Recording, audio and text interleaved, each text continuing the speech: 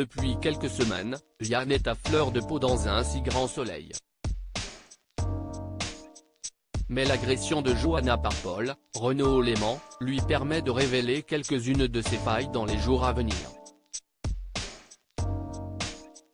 En effet, le membre des forces de l'ordre a avoué qu'il ne s'était toujours pas remis de la mort de sa femme, il y a 3 ans d'un cancer foudroyant.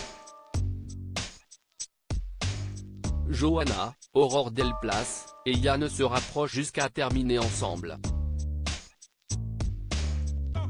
Mais cette relation va être chamboulée par de nombreuses péripéties.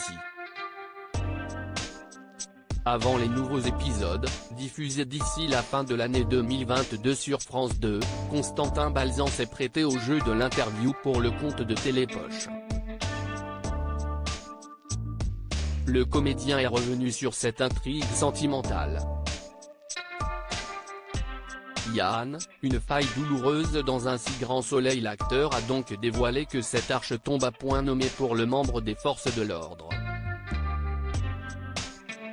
Ça m'a laissé le temps de le chercher, de me questionner sur son passé.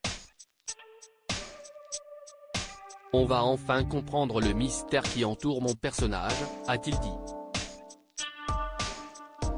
Il a glissé quelques fêlures du fonctionnaire de police. On va découvrir son passé douloureux et la raison qui le pousse à toujours trouver refuge dans son travail, a-t-il admis.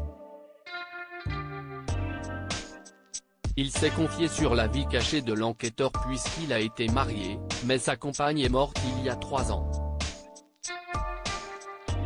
Ses sentiments n'ont pas été atténués par sa disparition. Yann est en train de résister à la tentation pour cette raison précise. S'il fuit Johanna, c'est parce qu'il a l'impression de trahir celle qu'il a aimée et dont le souvenir est fantasmé, a-t-il déclaré dans les colonnes de l'hebdomadaire télé. Johanna va rallumer quelque chose en lui. Cependant, le chemin est compliqué selon Constantin Balzan. Il fait un pas en avant et 3 pas en arrière pour ne plus souffrir, a-t-il souligné. Yann, un chevalier blanc pour Johanna sur France 2 ? L'acteur a confirmé le geste sauveur qu'avait mis en avant Aurore Delplace dans son interview. C'est vrai qu'il a un côté protecteur. Il a une revanche à prendre, parce qu'il n'a peut-être pas su protéger sa femme, il se rattrape avec Johanna, a-t-il affirmé.